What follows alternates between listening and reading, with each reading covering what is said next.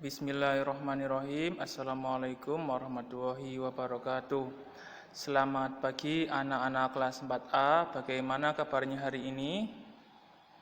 Semoga kita selalu diberi kesehatan oleh Allah Subhanahu wa Ta'ala di tengah wabah corona ini. Baik, pada hari ini Sabtu tanggal 3 Oktober 2020 kita akan belajar tema 3 subtema 3 yang temanya tentang ayo cintai lingkungan. Ya, kita masuk pertama di pelajaran 1. Kemarin kita belajar tentang wawancara, terus ada kalimat pertanyaan ya yang kita telah pelajari kemarin.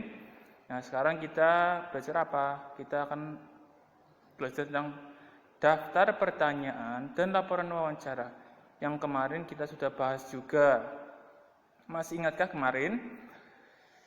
Pertanyaan itu disusun ketika sebelum melakukan wawancara. Itu jangan buat pertanyaan ketika wawancara sedang berlangsung. Jadi kita nanti dirasa kurang siap karena pertanyaan yang itu harus kita buat agar sesuai dengan topik dan rencana yang kita lakukan. Terus daftar pertanyaan itu kemarin kita sudah belajar ya, dari yang umum ke yang khusus, atau dari hal yang mudah dulu ke hal yang susah yang sebetulnya kita cari jawabannya di situ. Jadi jangan bertanya tentang hal yang susah-susah dulu atau mendetail dulu, tapi hal-hal yang umum, yang mudah dijawab oleh narasumber. Nah, kemarin kita telah belajar laporan wawancara. Ya, intinya ada tahap pembuka, inti, dan penutup itu ketika kita sedang melakukan wawancara. Selanjutnya, contoh daftar pertanyaan wawancara. Ya, topik misalkan budidaya kerang mutiara. Narasumbernya di sini peternak atau petani kerang mutiara. Jadi topik dan narasumber harus sesuai. Daftar pertanyaannya pertama misalkan yang umum dulu. Sudah berapa lama Bapak membudidayakan kerang mutiara? Itu masih umum. Terus apa saja yang diperhatikan saat melakukan budidaya kerang mutiara? Itu juga umum.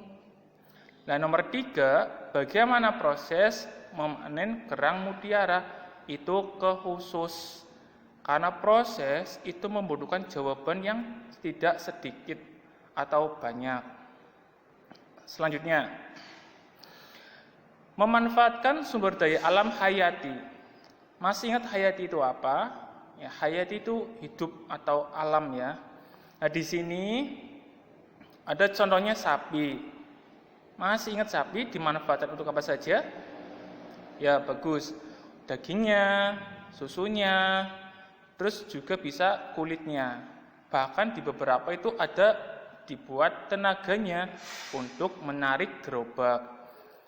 Makhluk hidup itu ada 3, manusia, hewan, dan tumbuhan. Tetapi di sini manusia itu yang mengolah hewan dan tumbuhan. Karena manusia itu bertugas sebagai pemimpin di dunia ini. Selanjutnya, di sini ada contoh tanaman. Adakah tanaman di rumah kalian? Tanaman bunga atau tanaman buah? Nah, masih enggak cara merawatnya gimana? Ya, bagus. Kalau tanaman, cara merawatnya dengan disiram setiap hari, dikasih pupuk sebulan sekali agar tumbuhnya itu lebat buahnya ya. Terus tanaman jadi sehat seperti itu. Nah, keuntungannya setelah kita merawat, ya dikasih pupuk tanamannya, disiram setiap hari, ya tanaman akan memberikan timbal baliknya, rasa terima kasihnya kepada kita berupa buah. Buahnya itu bisa kita makan, bisa kita jual, Kalau yang tanaman bunga, nanti bunganya bisa kita rasakan harumnya. Kita rasakan indahnya bunga tersebut. Nah, hewan, begitupun hewan, jika kamu melihara hewan dengan dikasih makan yang rutin, terus dikasih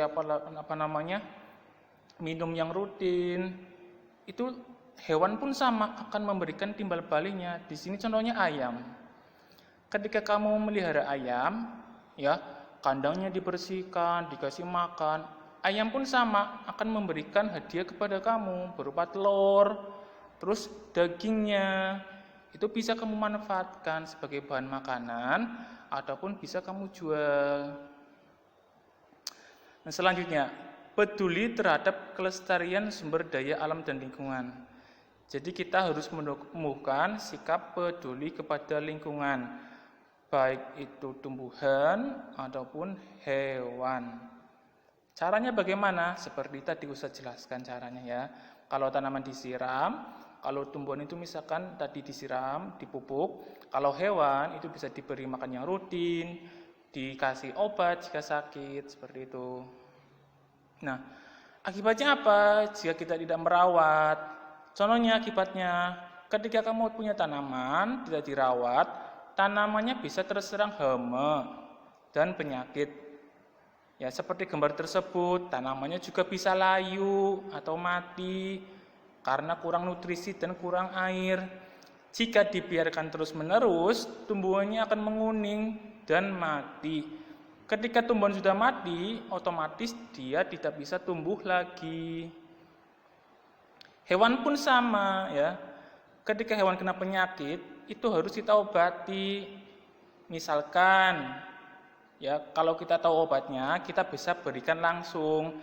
Tapi kalau kita tidak tahu, kita bisa bawa hewan kalian ke dokter hewan untuk dirawat agar penyakitnya sembuh dan tidak mati. Di sini ada ciri-ciri hewan terawat dan tidak terawat. Misalkan nomor 1, hewan terawat.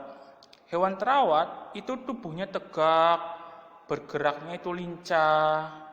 Nah, yang tidak terawat, tumbuhnya cenderung lemas, kurus, lunglai. Jadi untuk jalan pun atau bergerak dia itu susah. Dan beberapa contohnya itu di bawah ya, ada nomor 2 dan nomor 3. Silakan dibaca sendiri.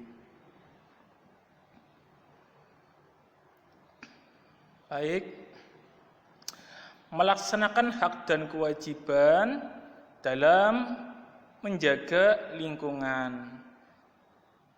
Manusia masih ingat tinggal di mana? Ya, bagus.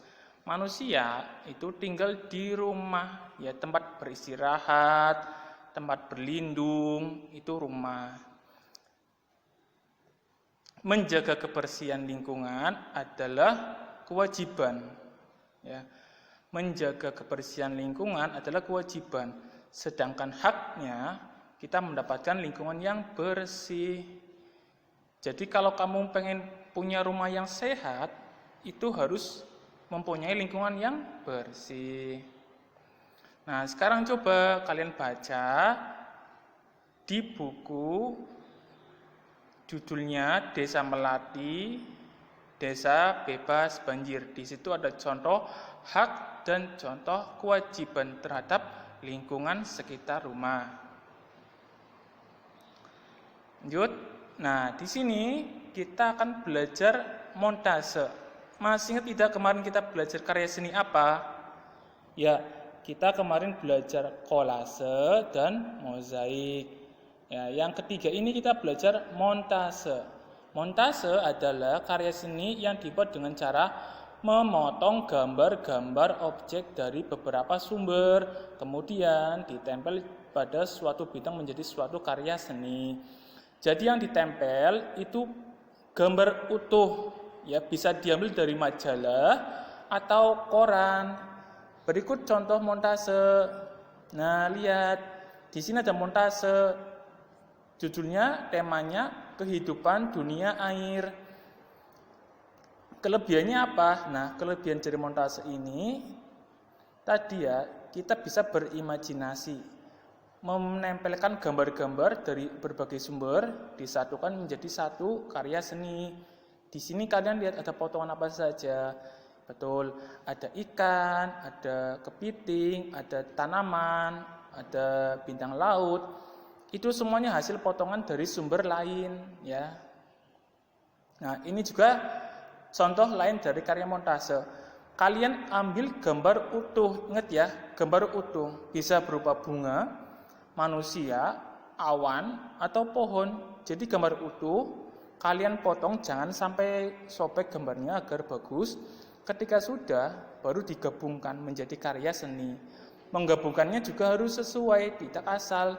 Jadi agar apresiasinya mendapatkan nilai yang bagus. Sekian dulu pelajaran tema 1 dan 2.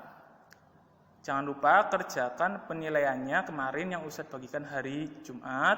Nanti dikumpulkan pada hari Rabu atau hari Kamis. Ustadz akhiri pelajarannya. Assalamualaikum warahmatullahi wabarakatuh.